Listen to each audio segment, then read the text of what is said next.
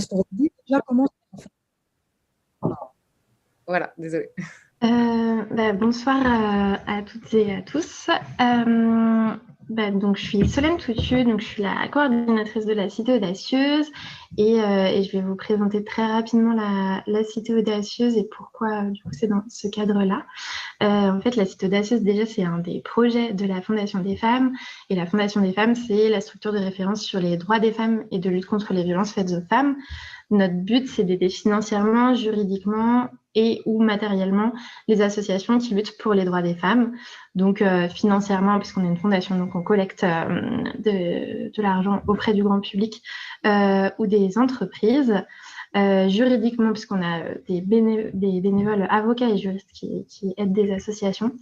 Et matériellement, soit par des dons matériels qu'on reçoit et qu'on peut reverser à des associations, soit par justement la Cité Audacieuse, donc un des projets de la Fondation.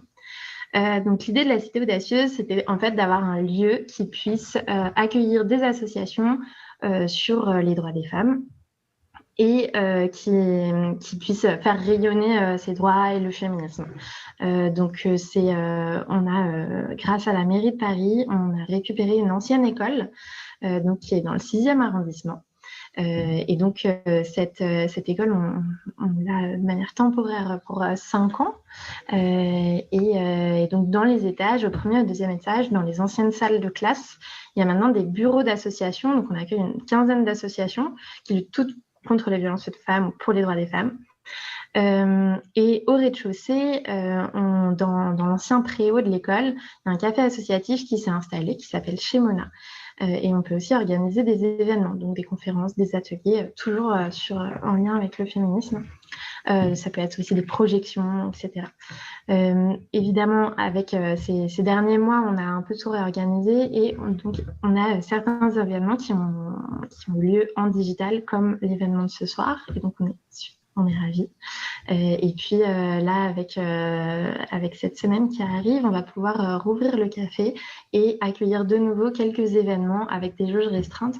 Donc voilà, c'est pour bientôt qu'on peut réouvrir. Donc n'hésitez pas aussi à passer nous voir et j'espère qu'on pourra organiser des événements en présentiel avec la Cité du Genre prochainement. On espère aussi. Alors, la Cité du Genre, c'est pour ça que je ne reste pas très longtemps dessus parce que j'en profite pour vous présenter la manager justement de la Cité du Genre qui est Anaïs Demuret, qui a pris soin de vous pour vous envoyer tous les liens et qui va mettre sur le chat le lien du site de la Cité du Genre. Donc, vous n'avez qu'à cliquer et puis voilà, c'est un site qui est très complet. J'en profite aussi pour saluer mes amis de la Cité du Genre parce que je ne peux pas citer tout le monde, mais j'ai vu qu'il y avait déjà plein, il y a déjà pas mal de représentants aussi de la Cité du Genre. Et voilà, et j'en arrive donc à ce qui nous réunit, donc caractéristiques sexuées, identité de genre, qui dit qui je suis, c'est-à-dire en fait qui sont vraiment les prescriptrices et prescripteurs des identités de sexe et de genre. Je vais déjà commencer par vous présenter les intervenants que je remercie vraiment chaleureusement parce que tout le monde a des emplois du temps extrêmement bouqués, donc merci mille fois. Je vais vous les présenter par ordre de passage. Donc, le premier à parler sera Benjamin Moron-Puech, que vous apercevez. Alors, comme tout le monde n'a pas le même ordonnancement d'écran, vous le découvrirez, qui est un juriste, et c'est très important sur ces questions-là, qui appartient au laboratoire de sociologie juridique de l'Université Paris 2 Panthéon-Assas, et qui est l'auteur de nombreux articles vraiment sur les droits des personnes intersexuées notamment. Et par ailleurs, il a un blog que vous trouverez sur le chat également qui s'appelle Sex and Law. C'est sur vous savez, les carnets hypothèses, vous le trouverez facilement. Et donc, il fait beaucoup de billets, il y a beaucoup de choses, c'est vraiment une mine. Et il est également, et c'est à ce titre qu'il est là ce soir, enfin il a tous les titres, mais celui-là notamment, il est secrétaire général de l'association GIS, Alter Corpus, que je n'ai pas besoin de vous traduire, qui est une association qui défend et promeut les droits des minorités corporelles. J'en profite aussi au passage pour excuser Michal Raz qui malheureusement ne peut pas être des nôtres et on l'a appris juste hier, donc voilà, on n'a pas pu du coup inviter quelqu'un à sa place, donc elle est absolument désolée. Voilà, mais ça arrive, donc on a une pensée pour elle, et puis et du coup, il y aura un petit peu plus de temps pour les autres. Je salue également Sahara Azeg, qui est artiste, militant queer et en même temps masterant à l'École supérieure d'art et de design Talm d'Angers. Et c'est formidable pour nous parce que c'est aussi, on sort un petit peu de Paris, de la région parisienne, et c'est pas plus mal. Et Sahara va nous parler de son expérience avec l'association Trans Interaction et d'ailleurs d'autres associations trans, hein, du Grand Ouest. Donc ça nous dépayse un peu et ça c'est très bien. Et puis Clovis Maillet, que je ne vois plus sur mon écran mais qui est là, c'est sûr. Clovis qui est également artiste et historien médiéviste à la même école, à l'École supérieure d'art et de design Talm d'Angers. Et il a notamment fait, son dernier livre s'appelle Les genres fluides et c'est absolument passionnant parce que je l'ai déjà entendu notamment sur Jeanne d'Arc et bien d'autres. Et c'est évidemment une relecture absolument passionnante de l'histoire médiévale. Alors, vous allez trouver aussi sur le chat le blog de Sahara pour voir un petit peu quel est son univers d'artiste, parce que je trouve que c'est important, c'est complémentaire. Et puis, je vais vous mettre aussi sur le chat les références du livre qui est sorti en 2020 hein, sur les gens fluides de Clovis. Alors, peut-être 2 mots juste pour amorcer la discussion, mais vraiment rapidement. Alors je parle sous le contrôle des intervenants, donc vous avez le droit de me gronder si je dis des bêtises et j'accepte d'être interrompu brutalement si je dis des bêtises, ce n'est pas du tout un problème pour moi. Alors, nous recevons à la naissance un sexe qui, actuellement, dans la législation actuelle, est obligatoirement féminin ou masculin et qui sous-tend une identité de genre typique qui l'accompagne, femme ou homme. Or, les personnes intersexuées, et là je reprends la formulation du collectif intersexe et allié l'OI France, naissent avec des caractéristiques sexuelles qui sont considérées comme ne correspondant pas aux définitions sociales et médicales typiques du féminin et du masculin. Par ailleurs, d'autres personnes trans vivent ou souhaitent vivre dans un genre différent de celui qui leur a été assigné à la naissance. Et comme le précise l'association OutTrans, cette transidentité englobe toute personne ayant fait ou souhaitant faire le choix d'une transition, qu'elle choisisse ou non d'avoir recours à des traitements médicaux et ou des chirurgies dans cet objectif. Cette table ronde, et c'est une piste, hein, souhaite notamment interroger donc le rôle des prescriptrices et prescripteurs sociaux des identités de sexe et de genre, ça concerne tout le monde, y compris les cis, hein, dans une société gouvernée par une catégorisation binaire masculin-féminin, homme-femme, qui est très rigide en France, beaucoup plus que dans d'autres pays dont on parlera sans doute. Médecins, juristes, parents, par exemple, qui dit qui nous sommes finalement? Est-ce que, par exemple, les cis se posent vraiment la question? Quelle reconnaissance, quels droits sont ceux des personnes intersexuées et trans à affirmer qui elles sont dans une France qui ne reconnaît pas en la matière le principe d'autodétermination, comme c'est le cas, par exemple, en Argentine? Voilà, ça, c'est juste quelques pistes pour amorcer la discussion. Et ce qu'on va faire, c'est qu'on va d'abord laisser la parole. Il va y avoir une petite présentation de environ 20 minutes par personne. Et puis, on a gardé 3/4 d'heure de discussion, hein, donc, gardez bien vos questions pour la fin. Notez-les hein, pour ne pas les perdre. Et donc, je donne d'abord la parole à Benjamin Moron-Puech en le remerciant encore une fois d'être parmi nous et de nous apporter son expertise. Bonsoir à toutes. Je ne sais pas si vous apercevez l'écran. J'ai tenté de faire un partage d'écran. Le 17 mai 2005, Louis-Georges Tin décidait avec quelques autres d'organiser une journée pour célébrer la dépathologisation de l'homosexualité qui avait eu lieu par l'OMS le 17 mai 1990. Aujourd'hui, 16 ans plus tard, les coïncidences font que nous organisons cette conférence le 17 mai. Et je remercie vivement la Cité du Genre, la Cité Audacieuse, ainsi que Gabriel et Anaïs pour leur organisation. Coïncidence qui nous invite, à mon avis, à nous interroger sur cette dépathologisation, où est-ce qu'on en est pour les autres groupes d'individus, notamment les personnes transgenres et intersexuées, dont les règles continuent aujourd'hui à plus ou moins clairement pathologiser leurs identités par des mécanismes de prescription d'identité qu'a évoqué Gabriel tout à l'heure.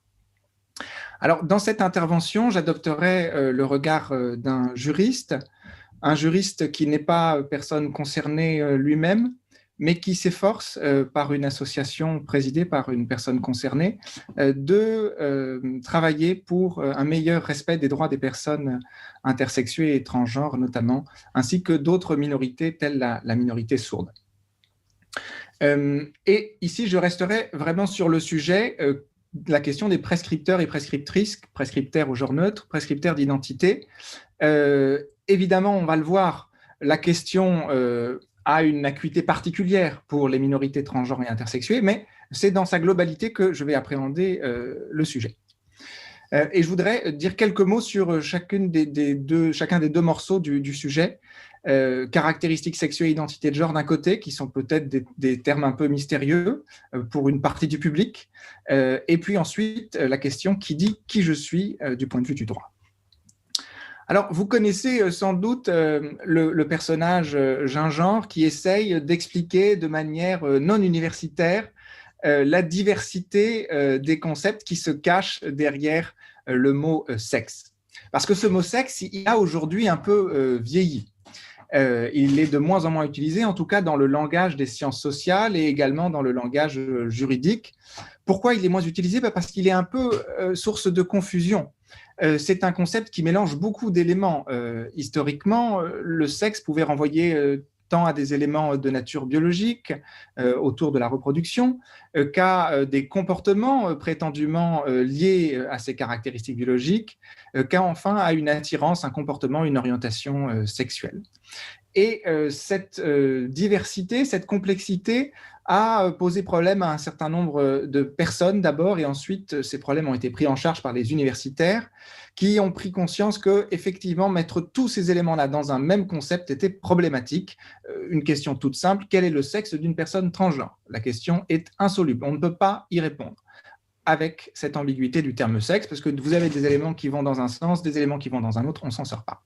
D'où la nécessité de segmenter et d'essayer, autant que faire se peut, de distinguer les caractéristiques sexuées, renvoyant à la composante biologique, le genre, renvoyant davantage aux notions comportementales, qui se déclinent en identité, c'est votre sentiment d'appartenance à l'une des catégories de genre disponibles dans une société donnée. L'expression de genre, c'est la manière dont vous allez exprimer ou la manière dont les autres vont vous forcer à exprimer ce genre. Et on verra que l'état civil, à cet égard, aujourd'hui en France, se rapproche bien davantage de l'expression de genre que l'identité de genre. Et puis enfin, l'orientation sexuelle, dont il ne sera pas question aujourd'hui. Donc voilà, l'idée générale à retenir sur cette diapositive, c'est le sexe est un concept dépassé, et c'est pour ça que dans l'intitulé de cette conférence, semble-t-il, on a procédé à la distinction caractéristiques sexuelles d'un côté, identité de genre de l'autre. Alors, qui dit que je suis pour un juriste, c'est se demander finalement, est-ce que quelqu'un a le droit de me définir ? Est-ce que moi-même j'ai le droit de me définir ? Et quand on dit avoir le droit, ça suppose qu'on peut forcer les autres à vous écouter. Et on peut forcer les autres à respecter votre choix. Par exemple, si vous décidez que vous êtes une femme, est-ce qu'en droit, vous avez le droit de forcer les autres à vous genrer au féminin ? Donc c'est ça, avoir le droit. C'est que vous avez une possibilité d'imposer aux autres votre choix. Est-ce que ça, c'est possible ?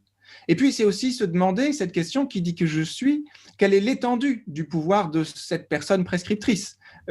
Combien de catégories sont disponibles ? Est-ce qu'il y a des critères ou est-ce que c'est arbitraire ?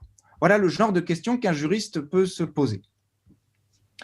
Alors, il apparaît, et on va y revenir, que le droit français actuel ne distingue pas très bien, en tout cas pour l'état civil, les caractéristiques sexuées de l'identité de genre. Et donc, j'appréhenderai ensemble le système d'identification qui a été mis en place par notre droit pour déterminer, pour prescrire nos caractéristiques sexuées et notre identité de genre. Et nous verrons que très largement, ça sera l'idée importante à retenir, très largement, ces autorités prescriptrices ne sont pas l'individu lui-même. Ce n'est pas lui qui peut prescrire aux autres qui il sera. C'est bien davantage les autres qui prescrivent qui il sera. Ça, c'est l'état du droit interne. Mais on verra qu'il y a des tensions et que des remises en cause de ce système d'identification sont à l'œuvre grâce à une autre composante du droit français qui est le droit européen, qui s'applique pour une part directement en droit français. Donc, quand on parle de droit français, il faut distinguer le droit interne, c'est les normes qui sont produites par le Parlement, par les différents ministres, et il faut distinguer le droit européen qui fait aussi partie prenante du droit français. Alors, commençons par regarder le système interne dont je vous disais qu'il assez largement conduisait à faire échapper le pouvoir de définir qui on était, ce pouvoir échappé aux individus. Alors, il me semble qu'on peut dire que ce système d'identification, il a 3 attributs, on peut lui donner 3 qualificatifs. Il est étatisé, il est holistique. Holistique, je veux dire par là qu'il n'est pas individualiste, c'est le groupe qui compte avant tout. Et enfin, il est hégémonique, c'est-à-dire qu'il ne laisse pas la place à d'autres systèmes d'identification. Alors, étatisé, ça passe par un instrument que vous connaissez tous, qui est l'état civil. Alors, qu'est-ce que c'est que l'état civil? C'est ce dispositif qui permet de constater officiellement des qualités inhérentes à la personne et des qualités qui sont importantes pour le droit, pour la loi. Et alors, ça, c'est la définition de ce que c'est, et ça passe par des supports que vous connaissez, l'acte de naissance, la copie intégrale, les extraits d'acte de naissance. Tout ça, ce sont des supports qui sont réglementés par le droit, le code civil ou un décret d'application. Alors, à l'état civil, aujourd'hui, si on prend l'article 57 du code civil, on a le sexe. On n'a pas l'identité de genre, on n'a pas les caractéristiques sexuelles. Mais à quoi renvoie ce sexe précisément? Est-ce qu'il renvoie aux deux? Est-ce qu'il renvoie à l'un seulement? Il me semble, mais ce point peut être tout à fait discuté, que le sexe de l'état civil donne des informations tant sur les caractéristiques sexuées des individus que sur le genre. Les caractéristiques sexuées, parce que nous allons le voir, ce sexe, il est déterminé à la naissance sur la base d'éléments de nature biologique. Il y a un examen médical. Mais ce sexe de l'état civil nous donne aussi des informations sur le genre. Et on peut s'en rendre compte lorsque l'on regarde le contentieux, les procès autour des prénoms. Si un enfant naît à la naissance avec des caractéristiques sexuées mâles et que ses parents décident de lui donner un prénom d'un genre féminin, l'officier d'état civil, très vraisemblablement, va tiquer et va s'opposer à ce changement. Pourquoi? Si le sexe de l'état civil ne renvoie que aux caractéristiques sexuées, on ne peut pas comprendre pourquoi il s'oppose, parce que c'est différent. Le sexe renverrait aux caractéristiques sexuées et le prénom au genre. Mais en réalité, si l'officier d'état civil s'oppose en disant « ce n'est pas dans l'intérêt de l'enfant de lui donner un prénom avec un genre féminin, si vous avez déclaré que c'était un mâle », s'il s'oppose, c'est parce que ce sexe de l'état civil nous donne aussi des informations sur le genre. Et donc, on voit par là qu'à l'état civil, on va avoir des informations sur le genre au travers du sexe, mais on en aura aussi au travers du prénom. On y reviendra. Alors, ce système étatisé, à qui donne-t-il le pouvoir, l'État, à qui donne-t-il le pouvoir de choisir le sexe? Alors, en apparence, à la naissance, ce sont les déclarants. Les déclarants, c'est les parents, mais pas forcément. Et ce ne sont pas forcément les titulaires de l'autorité parentale, puisque au moment où on va déclarer l'enfant, par définition, il n'existe pas encore en droit. Donc, il n'y a pas de lien de filiation et donc pas de titulaire de l'autorité parentale. Donc, en apparence, ce sont les déclarants qui peuvent être la sage-femme, quelqu'un qui était présent au moment de l'accouchement. En réalité, la clé du pouvoir, elle, est dans les mains des officiers d'état civil qui vont décider si la mention qui leur est rapportée est en accord avec le système juridique. Et par exemple, des parents qui refuseraient de déclarer le sexe de leur enfant, l'officier d'état civil dirait « je n'enregistre pas la naissance ». Et il élèverait le conflit devant le procureur de la République. Cet officier d'état civil n'a pas le pouvoir de trancher le conflit, de décider comment il faut assigner l'enfant, parce que c'est un magistrat qui doit faire ça. Et dans ce cas-là, il y a un conflit qui apparaît, et c'est le procureur de la République qui va intervenir. Et si le conflit se maintient, ce sera le juge qui interviendra. Donc vous voyez, le système, il est étatique par les papiers. Les papiers sont gérés par des officiers d'état civil, par des officiers publics, et il est public il est étatique en cas de contentieux. Donc ça, c'est pour les caractéristiques sexuées à la naissance. Et pour l'identité de genre, qu'est-ce qu'il en est? Qui a l'autorité pour décider du genre? Alors, à la naissance, c'est le même fonctionnement, puisque je vous ai dit que ce sexe valait tant caractéristiques sexuées que genre. Après la naissance, vous le savez, il y a des possibilités de changement de cette mention du sexe à l'état civil. Qui décide? Pour le sexe, c'est le tribunal judiciaire. Il faut repasser devant un juge à tous les coups, alors qu'à la naissance, ça n'était pas nécessaire. Là, pour modifier votre genre, au travers de la mention du sexe, il faut passer devant le juge. Si vous voulez modifier votre genre au travers du prénom, là, vous n'avez pas besoin de passer devant le juge, il suffit d'aller devant l'officier d'état civil. Et donc, vous voyez, l'État, il est présent au travers de toutes les mentions de votre état civil qui renseignent sur le genre. Alors, ce système, ensuite, il est holistique. Il est holistique parce que ce n'est pas à l'individu lui-même, mais c'est au groupe de déterminer selon quelles règles, selon quels critères, eh bien, on va pouvoir se rattacher à des identités. Alors, comment ça marche d'abord pour les caractéristiques sexuées? Est-ce que les individus peuvent avoir une marge de choix? Alors, pour les personnes qui rentrent dans les catégories typiques du mâle et de la femelle, la question ne se pose pas. Mais pour les personnes intersexuées, dont Gabriel Oubre a rappelé la définition tout à l'heure, c'est-à-dire ces personnes qui ne rentrent pas dans les normes typiques médicales du masculin et du féminin, on pourrait se dire, là, il y a un choix. Comment ça marche? Est-ce que les textes donnent un choix aux parents? L'article 57 du Code civil, dans son alinéa premier, dit simplement qu'il faut mentionner un sexe et ne dit pas qu'il y a un choix quelconque. C'est comme s'il y avait une évidence. Donc l'idée d'un choix pour le sexe, pour les gens qui ont écrit cet article 57, c'est quelque chose d'absurde. Cependant, dans la pratique, il est apparu qu'il n'y avait pas que des mâles et des femelles et qu'on n'arrivait pas toujours à rattacher. Qui décide dans ce cas-là? Eh bien, ce pouvoir, comme l'a bien démontré ma collègue Marie-Xavière Cateau, ce pouvoir, il est avant tout remis dans les mains des médecins.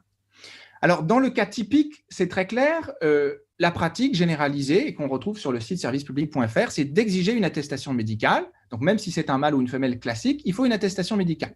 Le Code civil, pourtant, ne dit pas qu'il faut une attestation médicale. Et il y a, à une époque, en 1924, on a posé une question au gouvernement, c'est ce qu'on appelle les questions ministérielles. Un parlementaire pose une question, et le gouvernement a confirmé qu'effectivement, en droit, on n'avait pas besoin d'un document médical. Mais pourtant, sur le terrain, depuis 1924, et ça n'a pas changé aujourd'hui, on continue, pour les cas typiques, à exiger une attestation médicale. Et vous le savez, celles et ceux d'entre vous qui ont eu des enfants, il y a ce petit formulaire, à Paris, la PHP, où vous avez ces 3 cases, mâle, femelle et indéterminé.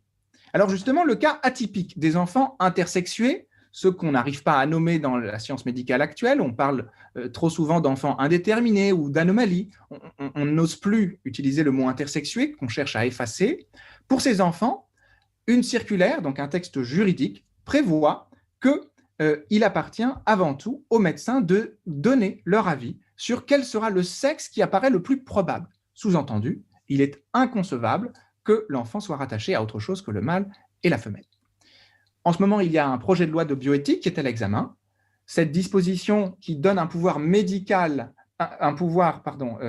aux autorités médicales pour prescrire quelles seront vos caractéristiques sexuées, cette disposition va rentrer dans la loi. Aujourd'hui, elle n'est que dans une circulaire et il y a des juristes qui disent que c'est illégal. Demain, elle devrait rentrer dans la loi. Donc demain, on va faire encore plus de prescriptions médicales pour définir quelles sont les caractéristiques sexuées. Vous voyez qu'on ne va pas forcément dans le sens d'une démédicalisation. Ça, c'est donc pour les caractéristiques sexuées qui sont déterminées avant tout par la médecine. Cela étant, le droit vient en cas de conflit entre des normes médicales. On a une affaire intéressante, le 4 mai 2017. Une personne intersexuée avançait devant le juge des documents médicaux témoignant de son intersexuation.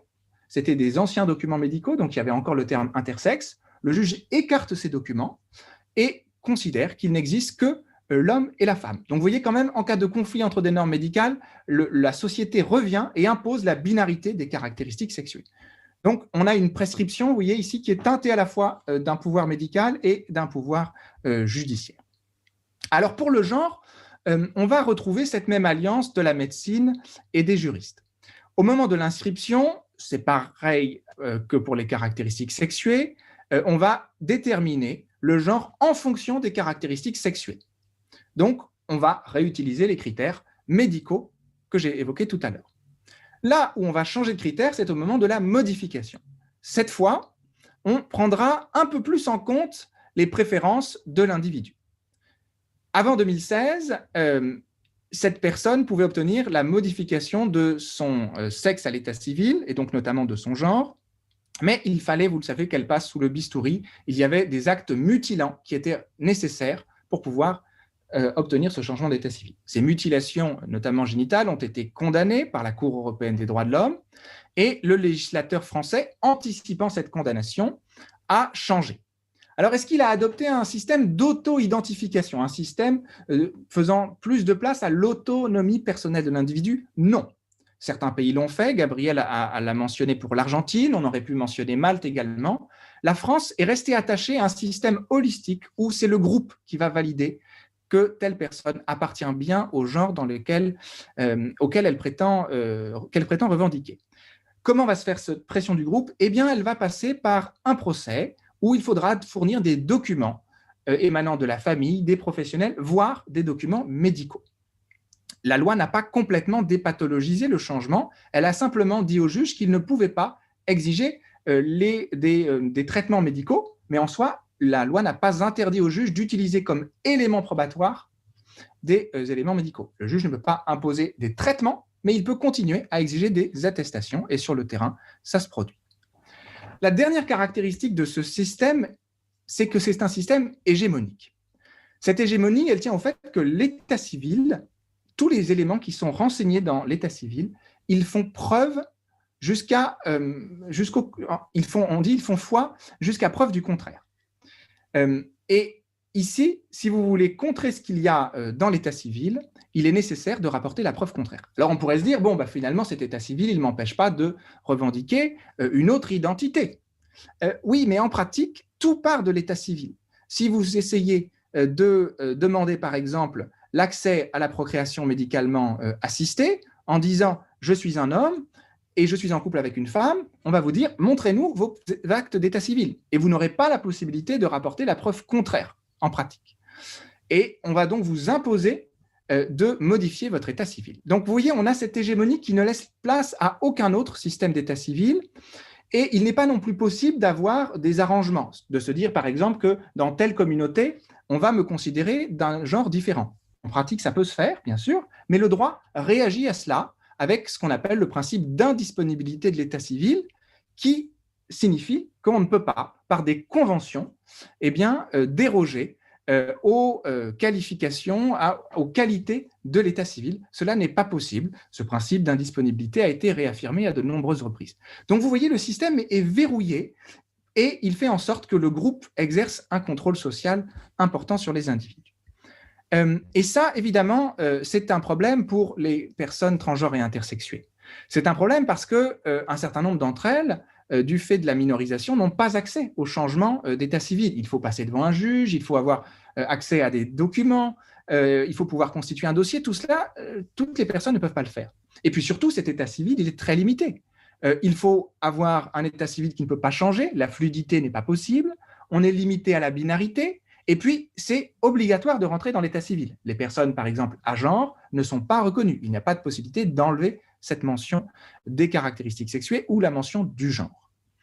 Donc, ça, c'est un premier problème, c'est qu'il n'y a pas d'autodétermination dans le sens où toutes les identités ne sont pas reconnues et il faut passer par des procédures compliquées. Et un deuxième problème, c'est que ce système d'identification des caractéristiques sexuées et du genre, il nourrit, si vous voulez, d'autres violations des droits, notamment l'absence de discrimination, parce que le fait qu'il n'y ait qu'un seul mot, le sexe à l'état civil, qui mélange les caractéristiques sexuées et le genre, tout cela génère de la discrimination. Un exemple, pendant longtemps, les personnes transgenres n'avaient pas accès à la PMA ni à l'autoconservation des gamètes. Peut-être ça changera demain. Et on disait, tantôt elles ne sont pas du bon genre, tantôt elles n'ont pas les bonnes caractéristiques sexuées. On jouait sur les ambiguïtés. Pareil pour les personnes transgenres qui souhaitent avoir des enfants. On leur refuse la qualité de père ou on leur refuse la qualité de mère. Il y a une confusion sur laquelle jouent les personnes qui peuvent vouloir discriminer. Et cela, l'état civil l'entretient en refusant pour l'instant de distinguer caractéristiques sexuées et genre. Et également, autre problème, c'est le droit à l'intégrité physique. En effaçant l'intersexuation, eh bien, on entretient les mutilations génitales qui sont réalisées à la naissance pour fabriquer des mâles et des femelles parfaites. Donc, ce système d'état civil, vous voyez, ce n'est pas simplement un problème de reconnaissance de son identité, ça pose d'autres problèmes plus généraux. Et c'est pour cela, par exemple, que des philosophes comme Judith Butler insistent sur le fait que ce n'est pas juste une question de reconnaissance, c'est une question de savoir quelle vie sera vivable et quelle vie ne sera pas vivable. Alors, fort heureusement, et je terminerai par là, ce système d'identification est en train d'évoluer. Il est en train d'évoluer sur ces trois dimensions étatiques, holistiques et hégémoniques sous l'influence du droit européen. Il est très probable que ce système sera de moins en moins étatisé et que sous la pression du droit au respect de la vie privée, du droit au respect de son intimité plus précisément, on en arrive à supprimer les caractéristiques sexuées de l'état civil. Cela, on l'a fait pour la religion. La Cour européenne des droits de l'homme a condamné des États qui imposaient la mention de la religion. Il est très probable qu'on le fera aussi pour les caractéristiques sexuées. Et quant au genre, si jamais on devait décider de conserver le genre à l'état civil, il ne sera pas possible de réaliser cette inscription du genre dès la naissance. Ça n'a pas de sens. Le genre, il s'affirme quand l'individu commence à à se positionner dans le système grammatical. C'est à ce moment-là que le genre se fait. Donc, il est très probable que l'État interviendra beaucoup moins et qu'il interviendra plus tard, s'agissant du genre. Ensuite, ce système va sans doute être de plus en plus individualiste. Le principe d'autonomie personnelle qui a été reconnu par la Cour européenne des droits de l'homme, surtout si on le combine au principe d'auto-identification dont la Cour nous a dit en 2008 qu'il était la pierre angulaire du droit des minorités, ces deux principes devraient amener progressivement à supprimer, si vous voulez, cette approche holistique. Pour les caractéristiques sexuées, il devrait être possible, et il y a une affaire qui est pendante devant la Cour, sur laquelle je suis intervenu, une affaire Y contre France, où une personne intersexuée demande à être reconnue comme neutre ou intersexe. Ça, dans un système individualiste, ça devrait être possible, et je pense que ça le sera dans cette décision. Et quant au genre, et non plus aux caractéristiques sexuées, aujourd'hui, les nombreuses attestations, tôt ou tard, on va abandonner ce système qui repose sur l'expression du genre. Il faut prouver qu'on a exprimé ce genre en fournissant des attestations. Ce système devrait disparaître au profit d'une simple affirmation de l'identité de genre. Donc, vous voyez, plus d'individualisme grâce à une modification des critères lorsqu'on veut changer son genre. Et enfin, ce système devrait être moins hégémonique, avec d'abord une plus grande reconnaissance des états civils étrangers. Aujourd'hui, certains États en Europe ont reconnu, par exemple, le passeport X, ont reconnu la possibilité de n'avoir aucune mention à l'état civil. Le droit de l'Union européenne devrait permettre à ces individus de circuler en Europe et de voir cet état civil reconnu. Et surtout, ce droit européen devrait amener à une reconnaissance du genre en dehors de l'état civil, c'est-à-dire un court-circuitage finalement du système d'état civil. On commence un petit peu à en voir les premières bases. La décision de la Fédération française de rugby aujourd'hui d'admettre tous les sportifs transgenres, avec certaines conditions quand même, s'inscrit dans cette idée-là. Finalement, ce que nous dit la Fédération, c'est que même si les sportifs transgenres n'ont pas changé leur état civil, ils pourront concourir dans la catégorie. Pourquoi ? Quel est le fondement juridique ? Le fondement juridique, c'est l'interdiction des discriminations, et notamment l'interdiction des discriminations fondées sur l'identité de genre, qui est une catégorie de discrimination que protège activement la Cour européenne des droits de l'homme. Vous le voyez donc, sur les prescripteurs d'identité, il y a beaucoup de choses qui arrivent devant nous, et j'espère que nous serons toujours plus nombreuses pour essayer de faire en sorte que ces prescriptions d'identité proviennent désormais avant tout de l'individu. Merci de votre attention et pardon si j'ai dépassé le temps imparti. Gabrielle. Pas du tout, c'était formidable et je pense que les choses sont maintenant cadrées et que déjà il y a énormément de pistes possibles à développer. Je voudrais juste dire que parmi toutes les personnes qui assistent à cette table ronde, il y a quelques médecins que nous aimons beaucoup à la Cité du Genre qui ne sont pas des adeptes du bistouri automatique et des mutilations. Et justement, comme ne sont pas si fréquentes, je tiens absolument à les saluer et à saluer les personnes qui travaillent avec. Voilà, je vais juste dire des prénoms, Corinne, Philippe, etc. Voilà, ne vous sentez pas agressé dans cette identité médicale. Donc, j'ai moi évidemment des questions, mais je ne les pose surtout pas parce que je vais. Là, c'était quand même voilà, un cadre et, qui était absolument nécessaire pour qu'on s'y retrouve voilà, bien, enfin, en tout cas le mieux possible. Et je vais passer la parole à Sahara qui va nous parler de son expérience personnelle et évidemment, c'est fondamental pour nous. Ça va? Bonjour. Ouais. Ah, on entend chez Amandine. Je ne sais pas si. Alors, bonjour à tous. Alors, du coup, moi, je suis Sahara Azeg, j'ai 22 ans. Je suis militant queer et handicapé. Queer, pour les personnes qui ne connaîtraient pas ce que ça veut dire, c'est en gros un peu la version politisée de l'acronyme LGBT+. Puisque en fait ça reprend le mot queer qui est une insulte états-unienne envers les personnes divergentes dans la norme sexuelle ou de genre et du coup qui a été revendiqué dans les années 70, qui est revendiqué encore maintenant pour politiser ces identités. Je voulais déjà remercier Benjamin sur ta présentation parce que moi actuellement je suis en train de galérer avec l'état civil et des propos discriminants à la mairie d'Angers via ce dernier. Du coup, ça m'a vraiment beaucoup parlé ce que tu nous as présenté et je voulais prendre l'exemple de l'association Trans Interaction puisque cette association, je l'ai connue d'abord en tant qu'usager, puis j'ai travaillé avec. Et je trouvais que c'était un bon pont par rapport à ce dont on travaille aujourd'hui, puisqu'on parlait et d'intersexuation et de transidentité, et que cette association parle des deux. Alors, Trans Interaction, c'est une association qui est née en 2015 à Nantes, et qui est une association qui couvre les pays de la Loire, en général, et plus précisément des points comme Nantes, Angers, La Roche-sur-Yon en Vendée. C'est une association trans et intersexe, du coup, qui sont du coup deux minorités qui travaillent souvent ensemble. Ici, c'est la seule association de la région qui travaille sur les questions trans et qui travaille sur les questions intersexes.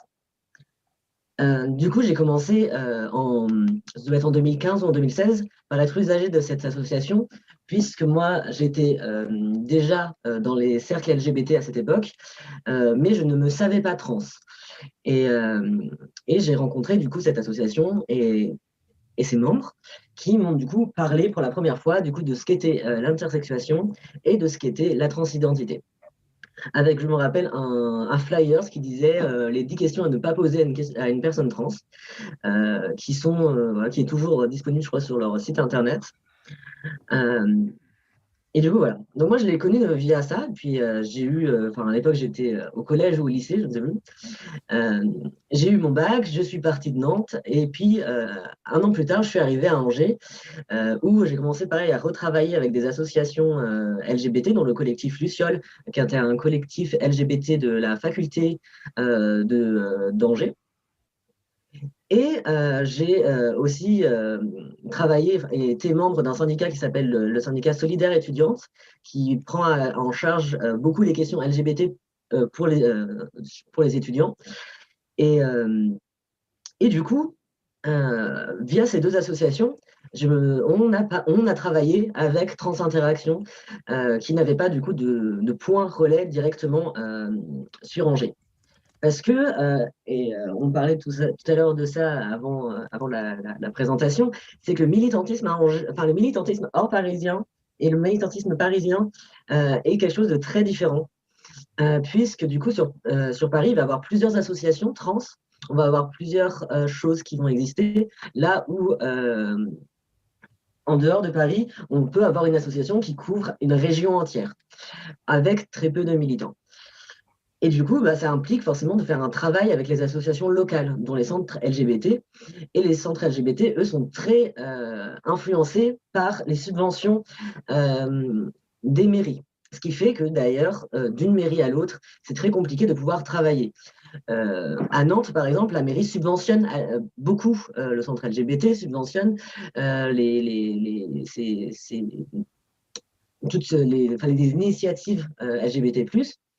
Et alors que, par exemple, à Angers, c'est clairement pas le cas.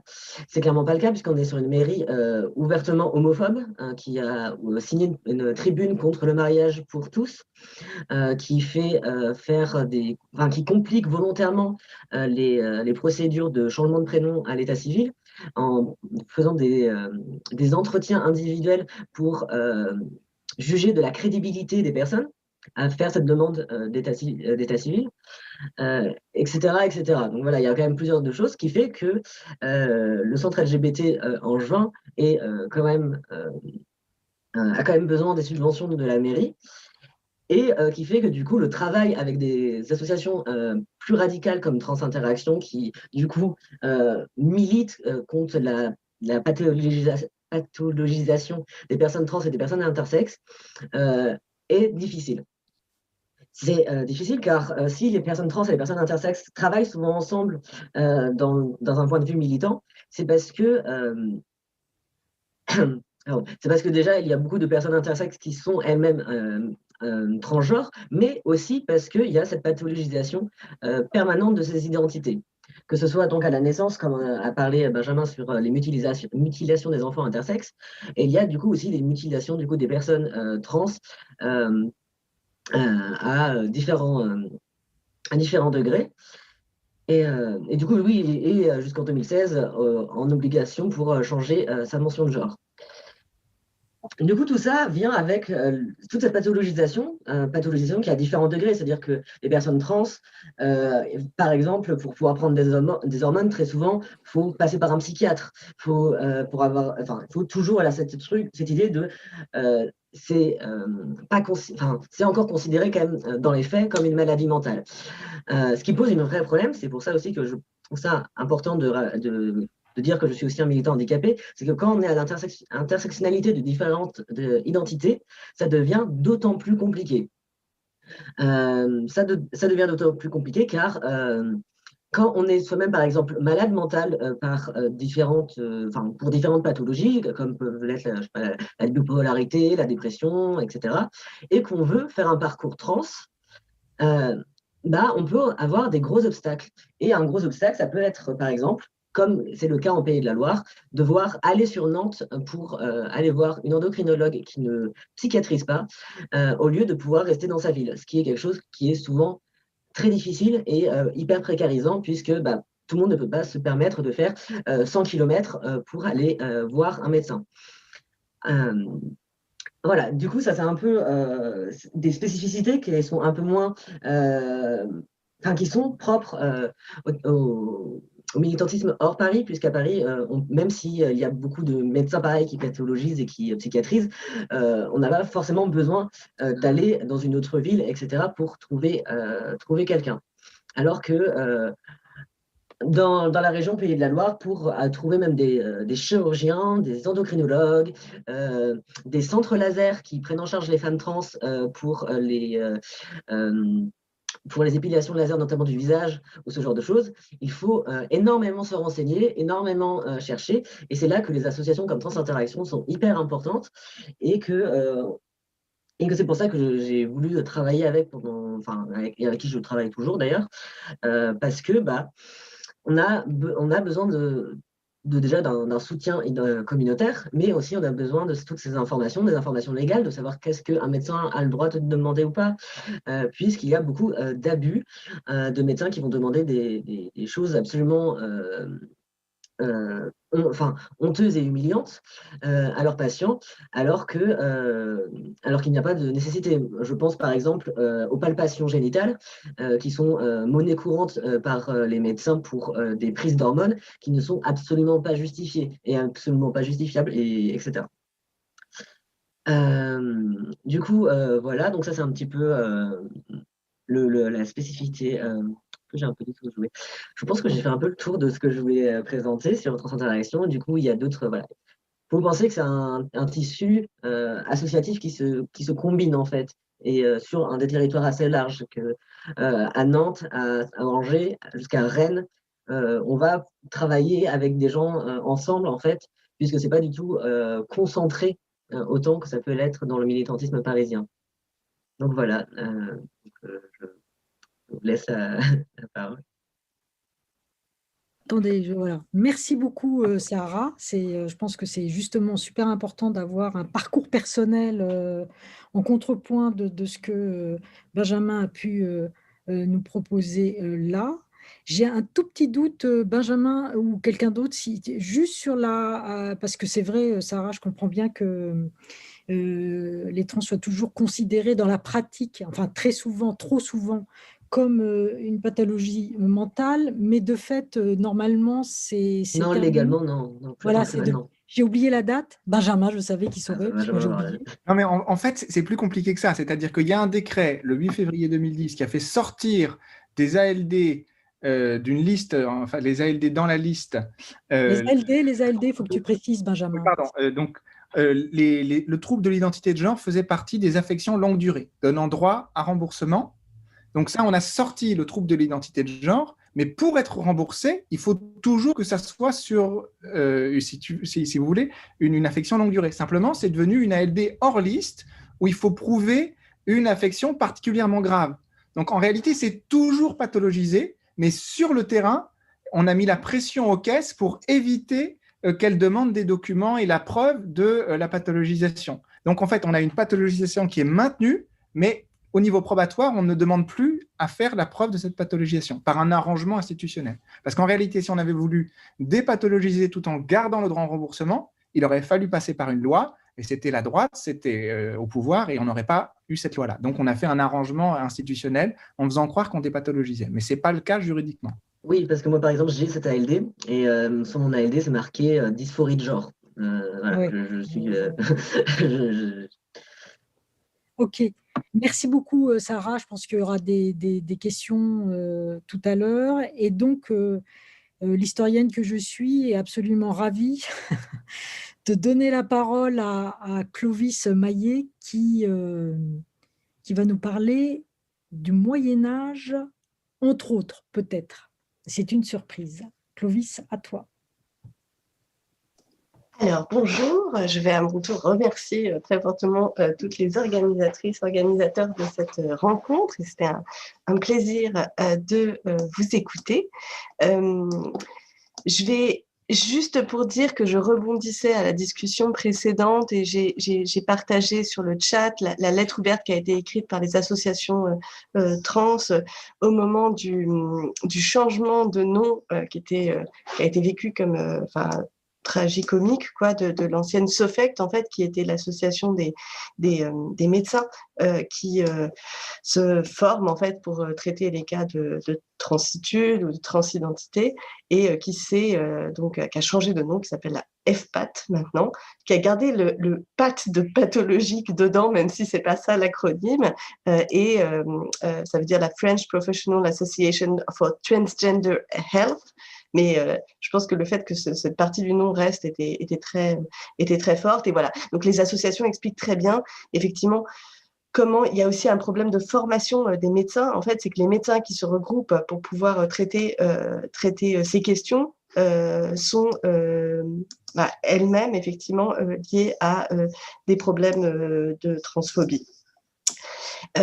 Donc moi, je vais juste rebondir et je profite pour dire aussi en passant que, il ne vous l'a pas dit à l'instant, mais Sarah travaille en parallèle sur une recherche qui est en cours et qui n'est pas achevée sur la question des artistes aussi militants et comment dans le militantisme, l'art peut jouer un rôle.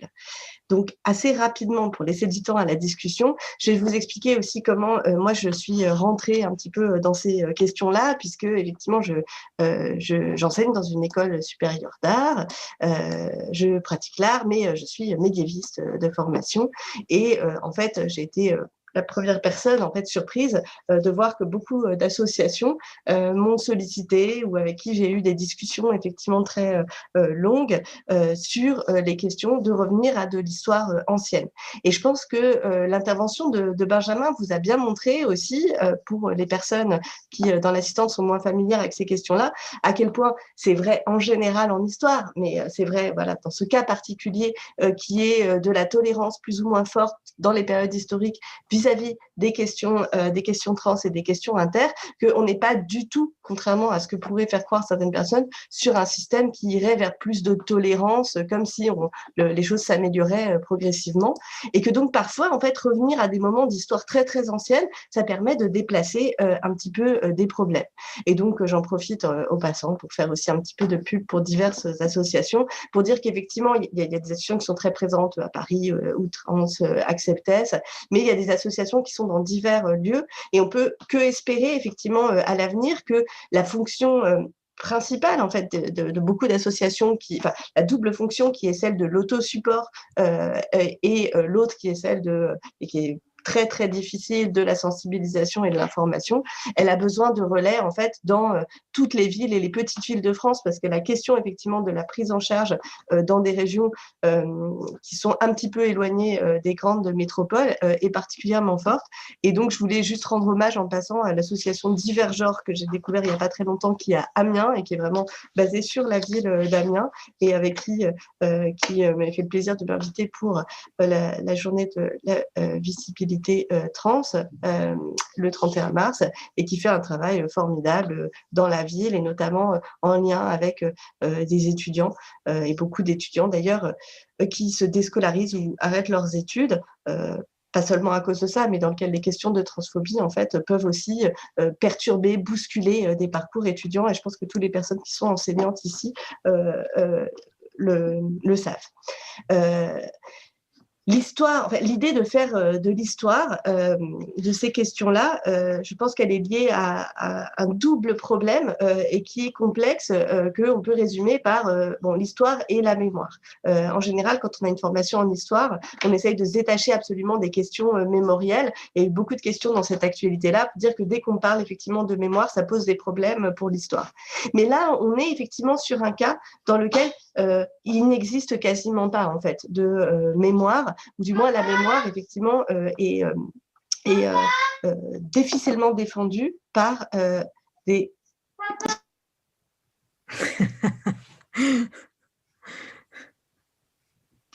Pardon, il y a des personnes qui veulent participer à cette conférence. Donc, on est dans un cas, effectivement, où la question, en fait, de se construire une mémoire pour aujourd'hui, elle est demandée et revendiquée de longue date. Il y a la question de créer des archives, en fait, de collecter les archives à partir de personnes vivantes, en fait, qui sont toujours là. Et donc, je ne vais pas détailler là-dessus, mais je renvoie, par exemple, au travail et à la diffusion qui est très bien faite en ce moment par le collectif Archives LGBTQI+, qui défendent une notion vivante aussi de l'archive. Et je vous ai mis simplement le résumé de leur positionnement ici. Je voulais aussi rendre hommage à beaucoup de gens, notamment des philosophes comme Pauline Clochec, qui nous expliquent qu'effectivement, toutes nos constructions historiques, elles sont dépendantes de ce système sur lequel je ne vais pas revenir parce qu'on en a beaucoup parlé, qui est, donc, que Pauline appelle le cissexisme, qui est un système en fait dans la société qui a des effets en fait concrets sur la vie des personnes, mais qui a aussi des effets sur les constructions de nos savoirs en fait, et des savoirs scientifiques aussi. Ce qui m'intéresse simplement ici, et que je vais essayer de présenter j'avais prévu au départ 5 minutes, je vais aller jusqu'à 10 minutes peut-être, mais je vais essayer de ne pas dépasser, c'est qu'il y a beaucoup de choses qui ont été bousculées et qui ont bougé en fait par une pression en fait qui s'est faite par des personnes concernées, des personnes militantes qui ne se retrouvaient pas en fait dans l'histoire, et qui ont dit qui disent que effectivement on a besoin aussi d'avoir une place dans l'histoire et de voir qu'est-ce qu'on peut faire de cette question-là. Et quand on regarde de près, on peut se rendre compte assez facilement en fait que les personnes, les minorités de genre, ce qu'on appelle aujourd'hui les minorités de genre et les minorités sexuelles, ont bien sûr toujours existé, même si leur place a évolué dans la société, la manière dont elles étaient décrites ou définies a évolué aussi dans la société. Et donc, je renvoie par exemple au travail d'un artiste qui s'appelle Chris Vargas, qui a proposé en fait comme un projet artistique quelque chose qui, comme si ça ne pouvait pas advenir aujourd'hui, et j'espère que ça adviendra, un MoSA, qui est un musée fictif en fait, qui serait un musée de Trans Archive and History, Here Story, donc qui est un mot qu'on ne peut pas traduire en français, qui serait la version neutre en fait de la Her Story qui avait été dessinée par les féministes. Je pense aussi effectivement à quelqu'un qui a été très important pour ce retour un petit peu à l'histoire et à l'histoire ancienne, hein, qui est celle qui m'intéresse le plus, enfin, sur laquelle je suis un peu moins incompétent. C'est Leslie Feinberg qui a été donc aux États-Unis un militant important, un écrivain et qui a écrit ce livre, entre autres, hein, en 1997, qui s'appelle Transgender Warriors, Making History from Joan of Arc to Dennis Rodman, et qui, je crois, donc, a été la première personne à essayer de réfléchir aux questions trans qui se définissaient pas du tout dans les années 90 comme on les définit aujourd'hui. Transgenre, hein, pour Feinberg, ça veut plutôt dire quelque chose qui serait plus proche de ce qu'on intergenre ou agenre aujourd'hui, et essayer de remonter l'histoire, en fait, se dire que cette histoire qui a été volée, en fait, cette histoire qui n'est pas celle qu'on lui a racontée à l'école, essayer, en fait, sans prétendre en fait faire du travail historique, mais simplement de remonter des petits points et essayer de se trouver des alliés, des amis, des personnes avec qui dialoguer en fait dans les temps anciens, et puis aussi dans une géographie en dehors des sociétés occidentales, qui était ça le projet de ce livre-là. D'autres projets artistiques que j'aurais peut-être dû mettre avant, c'est que parfois, cette histoire qui n'est pas vraiment faite par les institutions, j'ai l'impression aussi qu'elle est faite par des artistes. Et par exemple, quelqu'un comme Tourmaline, qui a fait tout un film, en fait, pour réécrire aussi en fait l'histoire des émeutes de Stonewall qui a été vécue, donc les émeutes de Stonewall qui sont considérées aux États-Unis comme fondatrices des luttes G, puis LG, puis LGBTQI+, si on pourra développer sur ces acronymes, et avec cette impression en fait qui a été très forte que cette histoire-là, elle a été faite en premier en fait par les Gay Studies, ensuite par les Gay and Lesbian Studies, et que effectivement il y a une autre partie de l'histoire qui reste à faire, et en particulier remonter le fait que aux émeutes de Stonewall, c'était Marsha Johnson, qui était une femme trans racisée, si on prend les termes d'aujourd'hui, qui a peut-être jeté la première brique, et un hommage lui est rendu à travers ce film-là. Et Tourmaline, donc sous le nom de Reyna Gossett, a aussi participé à un grand projet d'ampleur de réflexion sur les questions historiques et artistiques dans les paradoxes de la représentativité et de la visibilité des personnes trans, qui s'appelle Trapdoor. Pardon, Clovis, tu ne devais pas nous montrer quelque chose parce que j'ai l'impression que là, tu partages l'écran avec rien. Là, donc, voilà, je n'ai pas osé t'interrompre avant. Est-ce que là, vous le voyez? Voilà, super, merci. Pardon. Hein. Alors, merci, parce que du coup, je vous remonte juste très vite mon diaporama, parce que effectivement, j'aurais dû le vérifier avant. Ça, c'était le début de mon diaporama. Ça, c'était le collectif Archives LGBT. Ça, c'était le renvoi à l'article de Pauline Clochec. Et ça, si vous ne pouvez pas le voir, c'est celui, donc le musée fictif de Chris Vargas, le MoSA. Le livre de Leslie Feinberg, ça va être plus clair comme ça. Et le film de Tourmaline, Happy Birthday Marsha. Et ça, c'est le livre, effectivement, de Tourmaline, Reyna Gossett, notamment avec d'autres. Donc, ce que je vais remonter peut-être à l'envers dans l'histoire, parce que j'ai l'impression que c'est comme ça que c'est un petit peu le plus clair, en faisant très très rapide dans les 5 minutes donc, qui me restent, en me disant que voilà, dans cette histoire visuelle, dans cette histoire artistique, en fait, on a vu apparaître des personnes trans qui se sont engagées aussi de manière militante pendant tout au long en fait du XXe siècle, avec y compris des grandes stars du XXe siècle. Donc je passe très vite sur ces 3 grands stars qui sont 3 grands piliers un petit peu du XXe siècle, en le prenant à l'envers, donc Coccinelle, Christine Jorgensen, Coccinelle en France, Christine Jorgensen aux États-Unis, et Lily Elbe, qui était une artiste, une peintre et une modèle dans les années 30, et qui a été donc voilà, une des premières personnes à défendre et puis à expérimenter aussi les méthodes de transition médicale de son époque. Je remonte un tout petit peu dans le temps, je fais un bond historique et je laisserai Gabriel rattraper sur d'autres périodes en me disant que si je remonte maintenant au XVe siècle directement, on a des figures de grandes stars en fait qui se sont exprimées, en tout cas avec une expression de genre extrêmement qui peut sembler étonnante. Et donc j'aime bien donner cet exemple-là qui n'est pas le plus caractéristique en termes de transitude, mais qui est visuellement un des plus forts. Donc là, j'espère que vous voyez l'image, puisque c'est Jérôme de Stridon, donc c'est Saint Jérôme, hein, celui qui a traduit la Bible en latin, qui est ici représenté dans un épisode de sa vie qui est rapporté dans en fait toutes les vies, mais pas souvent reconnu, qui est celui dans lequel il s'est vêtu avec des vêtements féminins. C'est une longue histoire, mais en tout cas pour montrer que il ne s'intéressait pas effectivement à ces questions d'apparence et qu'il a voilà, été rejeté à ce moment-là par sa communauté. Et donc, cette expression de genre un petit peu différente a été le moment d'un changement dans sa vie et de cette décision en fait, de vivre en marge de cette société.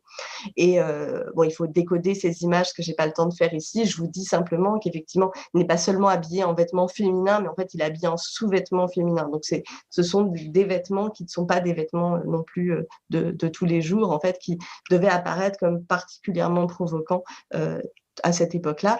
Et c'est dans un manuscrit qui a été commandé par le duc de Berry, donc qui avait une énorme visibilité dans l'aristocratie bourguignonne de cette époque-là. Enfin, pas seulement bourguignonne d'ailleurs, dans le royaume de France, pendant la guerre de 100 ans. Je continue ma petite histoire visuelle, comme ça, des personnes trans, pour les faire exister en images aussi pour vous, en remontant un petit peu dans le temps avec... on est aussi sur quelqu'un qui est, comme Jérôme, un personnage de l'Antiquité tardive, mais qui a eu un succès, en fait, plutôt au Moyen-Âge central.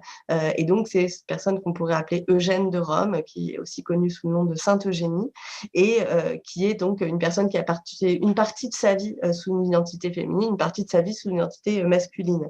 Et ce qui est intéressant pour vous montrer aussi la présence forte dans l'esprit de tous les jours, c'est qu'on voit apparaître ce personnage ici au centre du chapiteau roman de Sainte-Marie-Madeleine de Vézelay, qui était la plus grande église de pèlerinage du XIIe siècle.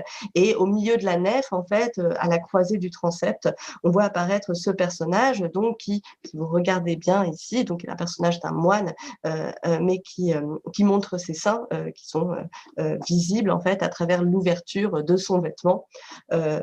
En raison d'une anecdote au moment d'un procès. Hein. C'est un cas juridique, je dis ça pour les juristes qui sont ici, où on est effectivement sommé de faire la preuve de quelque chose, pas du tout de l'identité de genre, hein, mais c'est une question d'agression sexuelle qui est en question là-dedans, sur laquelle je pourrais détailler par la suite. Et puis, je remonte un petit peu dans le temps, on a le même personnage, et là, on est dans le Ménologe de Basile.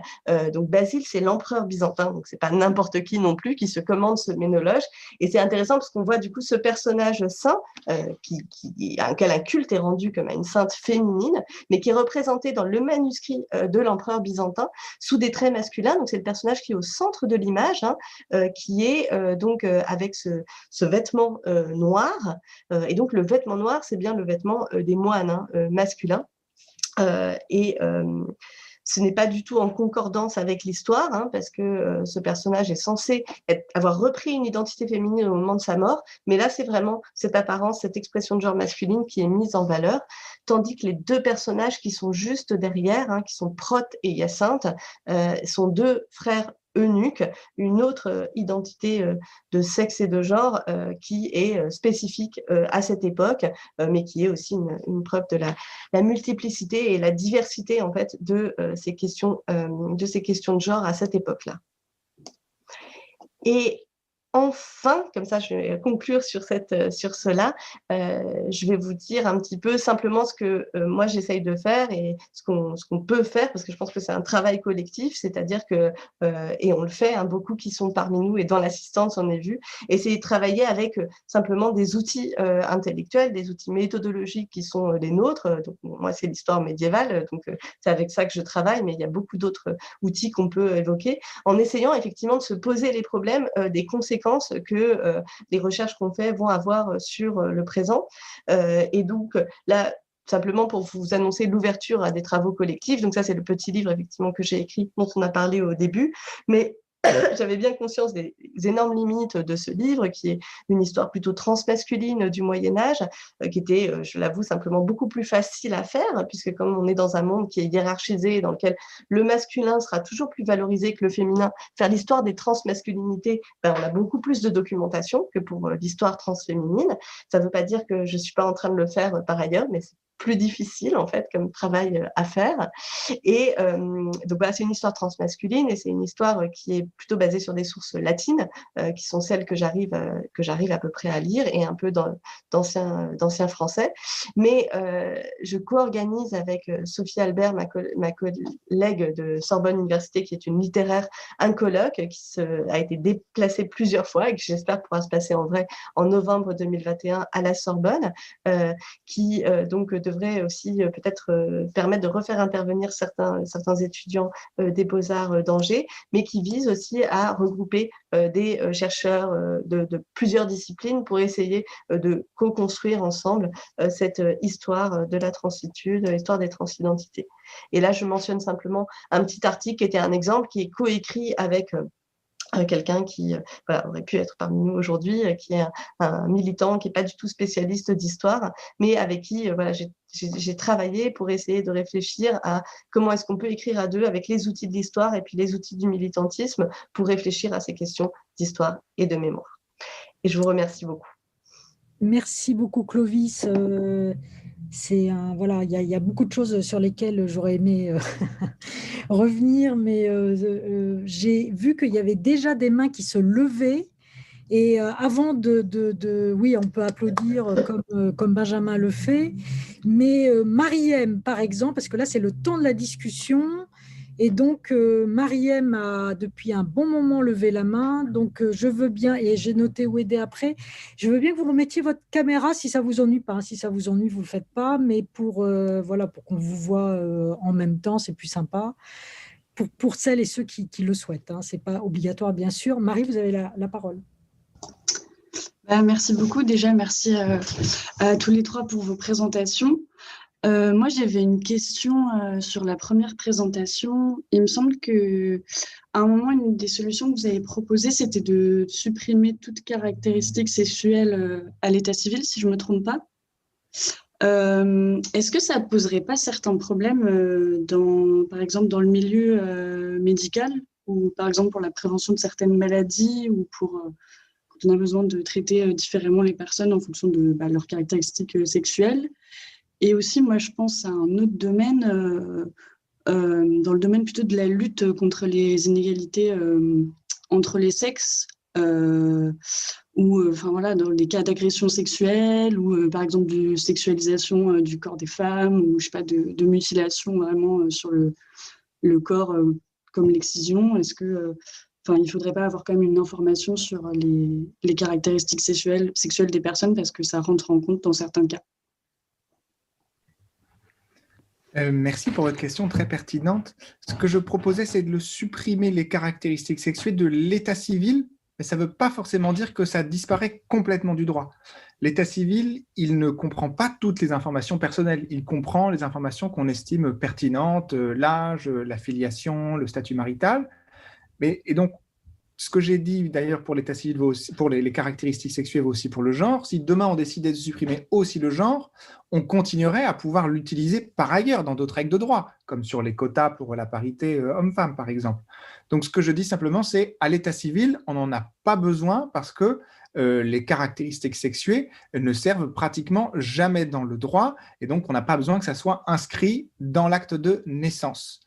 Ça, c'était le premier point. Et ensuite, votre exemple sur la médecine est tout à fait pertinent.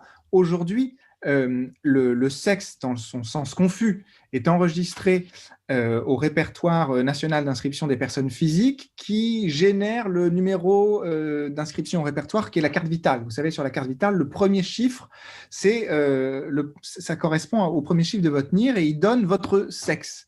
Mais aujourd'hui, pour les personnes, par exemple, intersexuées, qui ont un utérus, qui ont le chiffre 1 comme un homme, eh bien, elles sont mal diagnostiquées. Donc, le système actuel pose déjà un certain nombre de problèmes et il vaudrait mieux coder en cachet dans la carte vitale quels sont les organes génitaux qu'on a pour qu'automatiquement on ait des relances des médecins sur les tests à faire.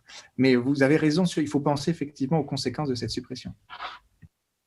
Ok, merci pour votre réponse. En fait, je pense que je n'étais pas exactement au courant de l'équivalence entre l'état civil et ensuite comment c'est utilisé par la sécurité sociale, par exemple. Merci. Merci. Alors, je lis ce qu'il y a écrit sur les écrans, hein, donc Wedé. À vous. Il faut remettre votre micro. Il faut remettre votre micro, s'il vous plaît. Oui, super.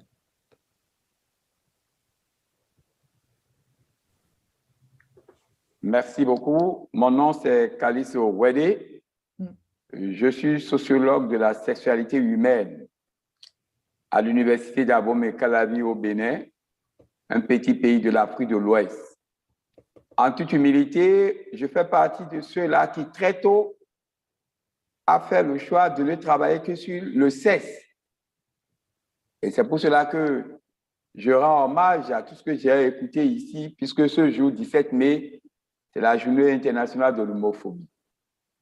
Et permettez-moi un peu de saluer Clovis Maillet dans son analyse rétrospective pour dire que la question aujourd'hui, j'ai écouté Sarah, avant de revenir sur Benjamin, pour dire vraiment, je me pose encore la question, qui a bientôt 40 ans, que la question de l'identité sexuelle autre que la dimension binaire a commencé par avoir une existence juridique chez vous, puisque ma thèse de doctorat porte sur l'homosexualité en Afrique, encore moins au Bénin, entre l'exclusion et la tolérance sociale, dont je me suis servi des travaux de Thierry Passelory, de Éric Faxin, de Daniel Borillo, de Patrice Corriveau et autres.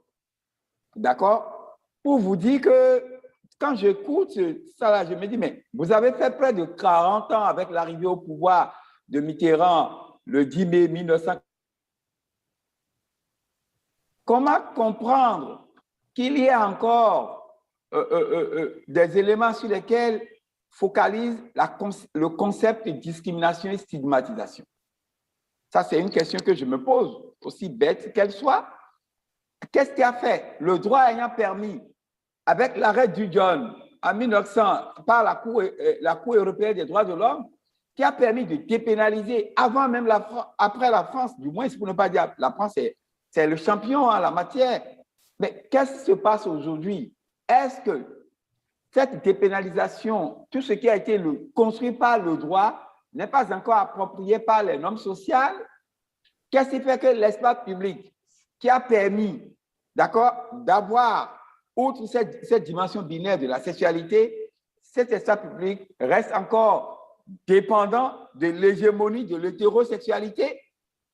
C'est des questionnements que moi je vous laisse. Maintenant, revenons beaucoup plus simple. Au niveau de Benjamin, vous ne pouvez pas, moi je suis sociodémographe, j'ai fait aussi de la démographie à travers TRIPA. Les caractères sexuels secondaires, on ne peut pas les enlever de l'état civil. Je ne vous apprends rien de l'origine de l'état civil, qui est parti d'abord du principe religieux. Je ne vous apprends rien, vous le savez mieux que moi. D'accord? Qui est parti du principe religieux à partir des paroisses avant que le code civil ne l'approprie. Vous ne pouvez pas dire qu'il faille intégrer ces mutations qui, dans leur ensemble, ne sont pas encore appropriées par toute la société dans sa diversité. Premier élément. Deuxième élément, je voudrais dire, s'il faut respecter le principe de non-discrimination, d'accord, si, tel que vous le souhaitez, il faudrait que, excusez-moi, de s'inscrire dans le postulat d'une binarité des choses. C'est quoi? On aura quelque part, on aura ce que j'appelle l'état civil des individualités, si vous voulez que je m'exprime ainsi. Et laisser l'autre standard, même si on a enlevé la dimension de l'appartenance religieuse, c'est bien, mais vous, les autres doivent rester fondamentales. Sinon, la population elle-même, dans son fondement, dans le tissu de la démographie, vous risquez d'altérer du moins beaucoup de composantes. Donc, sur ce point, je pense que la réflexion ira dans un sens où il faut créer ce registre des individualités. Voilà ce que je voudrais dire. Maintenant, revenons sur le postulat. On va peut-être laisser rebondir Benjamin, peut-être, sur déjà la première partie de votre intervention, sachant qu'il y a quand même pas mal d'autres personnes et que la table ronde est censée s'arrêter à 20 h, donc je ne pourrais peut-être pas vous laisser complètement dire tout ce que vous avez à dire et je m'en excuse par avance. Benjamin, tu veux rebondir ? Oui, la question démographique est très juste. L'État a besoin effectivement, ou pense avoir besoin de savoir combien de mâles et de femelles il naît pour l'équilibre de sa population. Donc ça, très bien, mais aujourd'hui, c'est géré par l'INSEE, qui a sa propre base de données. Par exemple, les enfants intersexués, on ne les trouve pas à l'état civil, mais je les ai trouvés dans les bases de l'INSEE. Donc ça reste dans les bases de l'INSEE, mais on ne le met pas à l'état civil. Voilà pour répondre à cette question très technique. C'est un peu la même réponse que j'ai faite tout à l'heure. On peut le garder si on veut en droit, mais pas l'état civil, parce que l'état civil, il est public en partie, et quand vous publiez une information privée, il faut que ça soit absolument nécessaire, sinon ça viole votre vie privée. Daniel Borillo est l'un des premiers à l'avoir très bien expliqué sur l'état civil. Et peut-être que Sarah ou Clovis veulent répondre aussi sur pourquoi est-ce que ça ne bouge pas, pourquoi est-ce qu'il y a tant de conservatisme. Sarah ? Ouais, je veux bien rebondir sur la question de la binarité, parce que les personnes non binaires, dont moi-même, on a toujours existé, quelle que soit l'époque, quelle que soit la culture. Après, actuellement, en France, s'il y a autant de difficultés, c'est qu'on a déjà beaucoup de conservatisme, lié notamment, comme on a vu à la Manif pour tous, notamment, qui est un mouvement associé, issu d'une frange du catholicisme qui revendique des LGBTI-phobies de façon politique, qui revendique ça, et qui du coup a créé. Ça fait partie d'un contexte en fait où il y a plein de petites choses comme ça conservatrices qui font que on a beaucoup de mal à avancer sur ces choses-là. On a beaucoup de mal à faire bouger les lignes, etc. Que c'est un travail du coup militant de chaque instant en fait de devoir faire plein de petites luttes, etc. Et la lutte justement pour l'état civil, c'est aussi une lutte importante pour les personnes trans, que ce soit des personnes trans non binaires ou les autres personnes trans, puisque du coup ça veut dire ne plus devoir passer par un tribunal pour faire changer son état civil, puisque il y aurait plus cette question-là. Et pour les personnes non binaires, ce serait une forme de reconnaissance de leur existence, puisque en fait on ne les obligerait pas à être sur leur assignation de naissance comme c'est le cas aujourd'hui, ou sur l'autre case si la personne a changé quoi. Mais voilà, en gros, je ne sais pas si Clovis, tu veux rajouter quelque chose. Merci beaucoup, Sarah. Et peut-être avant de redonner la parole à Callisto éventuellement, est-ce qu'il y a d'autres interventions Alors, comme je suis obligée de naviguer sur plusieurs écrans, n'hésitez pas à vous faire entendre si quelqu'un… Il y a Cécile qui veut se faire entendre. Pardon ? Il y a Cécile, selon ce que je vois, Cécile. Cécile, je ne la vois pas, mais allez-y, Cécile.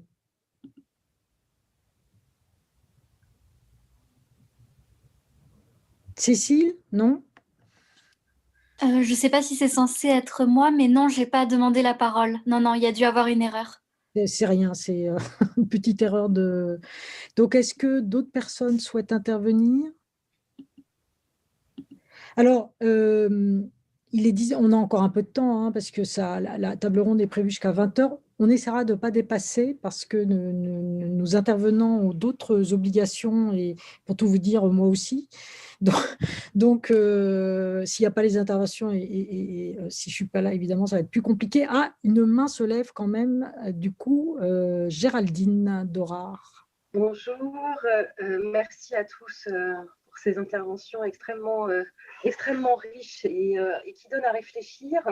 Et alors, j'ai une question qui va vous sembler peut-être un peu naïve, mais je vais la poser volontairement comme ça. Alors, moi, je suis enseignant-chercheur en psychologie et on mène donc beaucoup d'études, notamment par questionnaire.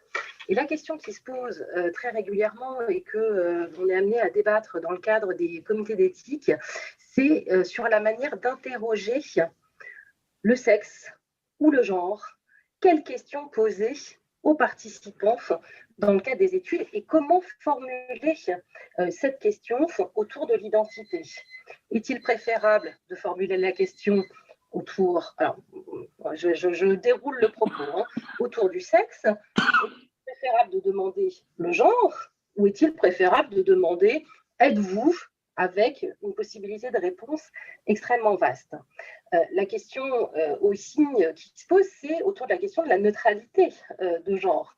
Est-ce qu'il est préférable de proposer une dichotomie, donc une modélisation binaire initiale, homme, femme, autre, neutre? Est-ce qu'il faudrait proposer l'intégralité des identités de genre qui sont maintenant référencées, comme on le voit par exemple dans les formulaires de candidature à l'université aux États-Unis?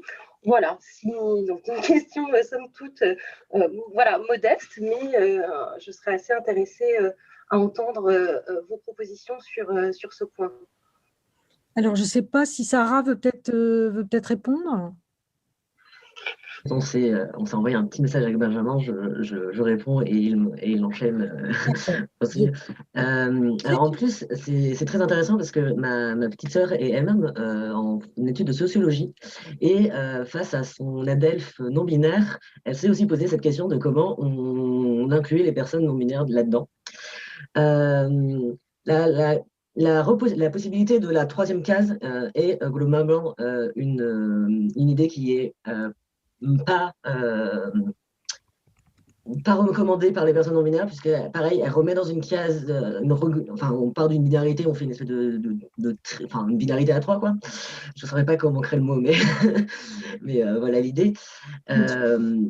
Après, la possibilité de donner aux personnes la possibilité de se définir, de dire quel est votre genre, par exemple, peut être une façon assez simple de penser la question sans avoir justement à penser de faire des listes de genres, parce que je pense que là aussi on risque toujours de se perdre en fait à faire des cases et des cases et des cases et des cases et on va toujours en faire plus, quoi.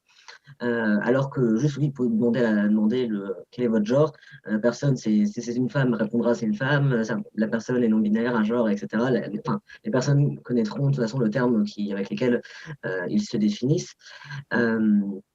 Et pour la question du sexe, est-ce que ça dépend de la pertinence, j'avais presque envie de dire ça dépend de la pertinence par rapport à ce sur quoi ça traite. L'étude, c'est est-ce qu'on a vraiment besoin de savoir les organes génitaux de quelqu'un pour le travail. Et dans ce cas-là, de toute façon, ça demande de toute façon une question différente que la question du genre, puisque sexe et genre ne sont pas forcément liés, etc. Et puis, comme disait Benjamin tout à l'heure, il y a des personnes qui sont assignées hommes dans notre société, qui peuvent être même des hommes cis, etc., mais qui peuvent être intersexes et avoir, par exemple, des utérus.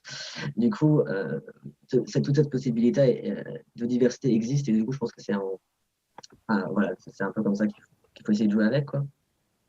Merci Sarah. Et ça revient justement à qui dit qui je suis, c'est-à-dire que la solution que vous proposez consiste à ça, en fait, à laisser les personnes concernées dire seules comment ils ont envie de se définir ou de ne pas se définir d'ailleurs, parce que ça, c'est une autre possibilité. Juste avant, s'il y a Benjamin, tu voulais rebondir, mais alors rapidement, parce qu'il y a Mariem, et ça sera la dernière question, Mariem, parce que j'en vois pas d'autres mains levées, parce que il reste quelques minutes. Simplement pour ajouter que dans un questionnaire qu'on a fait récemment, on a laissé la question ouverte Donc, je pense que ça me paraît une très bonne solution. Il ne faut pas oublier, Géraldine Dorard, de la laisser facultative aussi cette question, parce qu'il y a des gens qui veulent peut-être ne pas répondre. Voilà, c'était ce point-là que je voulais. Ça, c'est toujours de base, ne souhaite pas répondre sur toutes les modalités de réponse. On s'efforce bien entendu à cela, mais merci Sahara pour ce retour, parce que c'est vrai que c'est très compliqué de reproposer finalement une trichotomie de modalités de réponse. Et on souhaite être le plus éthique possible, entre guillemets, dans nos prépositions. Donc, je pense qu'on a fait pour plusieurs personnes dans l'assistance que je connais. Je pense que c'est quelque chose qui doit les intéresser parce que la question se pose. Mariem, et ça sera la dernière question. Oui, je me suis permis de poser une deuxième question, étant donné qu'il n'y avait pas d'autres questions. Je voulais revenir sur la psychiatrie. Donc, c'est plutôt une question pour Sahara, je pense.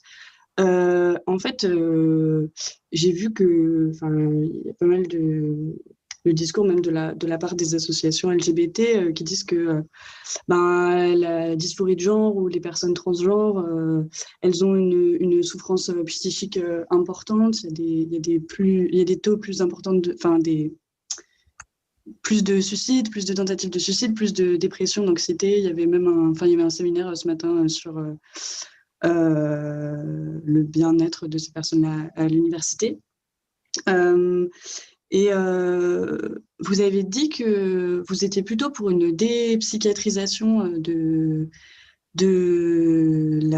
ne sais pas si c'est de la dysphorie de genre ou juste du fait d'être transgenre. C'est vrai qu'il y a une différence entre psychiatriser un trouble et juste apporter un soin psychiatrique, mais est-ce que vous considérez que c'est pas quand même normal de devoir passer par un psychiatre ou un avis médical pour avoir accès à des traitements médicaux qui ont quand même un effet à long terme et voilà, en particulier pour des jeunes personnes? Alors, je réponds à votre question. Alors, du coup, oui, les personnes trans se suicident beaucoup plus que les personnes cis, mais ce n'est pas du tout dû au fait qu'elles sont trans, c'est dû au fait de la discrimination transphobe qu'elles subissent.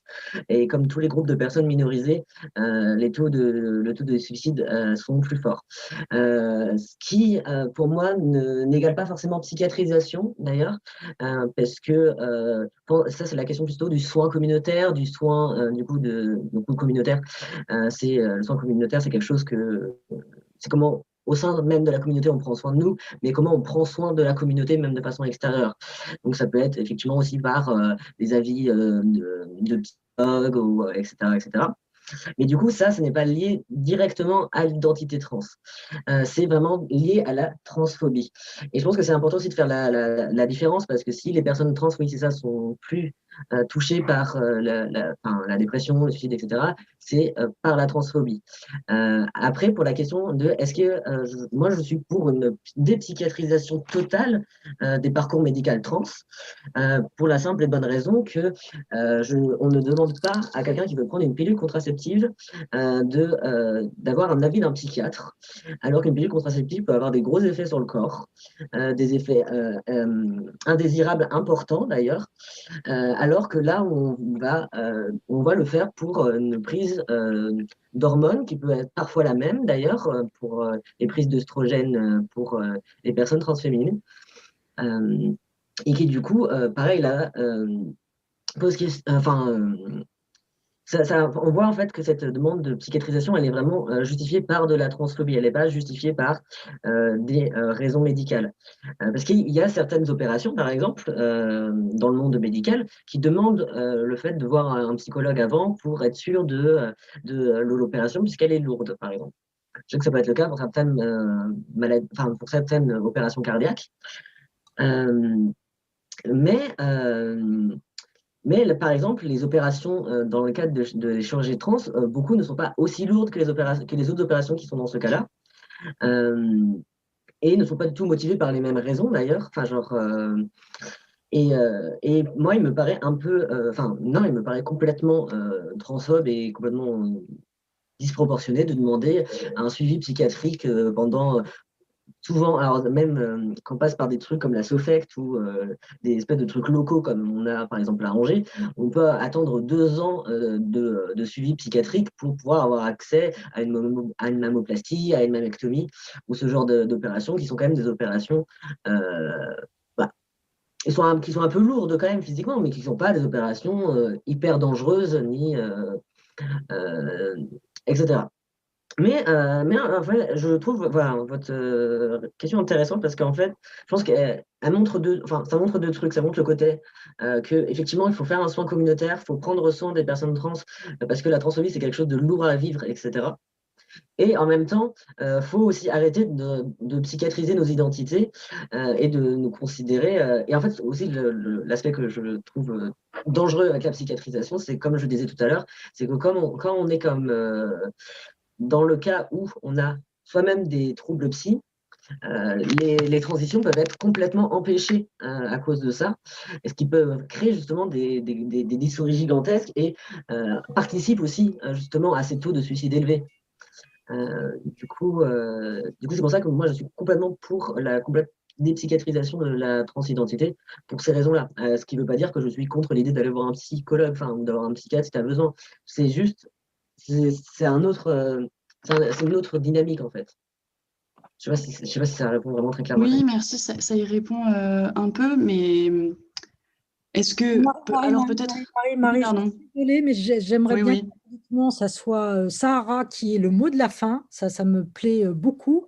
D'accord. Et malheureusement, l'heure, je suis désolée. À chaque fois, on essaie de prévoir vraiment du temps et puis il y en a toujours un peu moins que ce que l'on espère.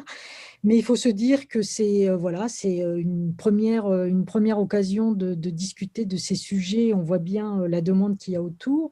On essaiera d'en organiser d'autres. Et je veux remercier chaleureusement Benjamin, Sarah et Clovis et de leurs interventions et d'avoir su faire vivre cette table ronde. Merci aussi à Anaïs qui s'est occupée de toute l'organisation matérielle. Merci à vous aussi, hein, toutes celles et tous ceux et les non-binaires qui sont avec nous ce soir. Et puis, bah voilà, je vous dis d'une autre façon et peut-être à bientôt et en tout cas dans d'autres lieux. Merci à tout le monde. Au revoir. Merci beaucoup. Merci, c'était super. Merci beaucoup, c'était très intéressant. Merci. Au revoir.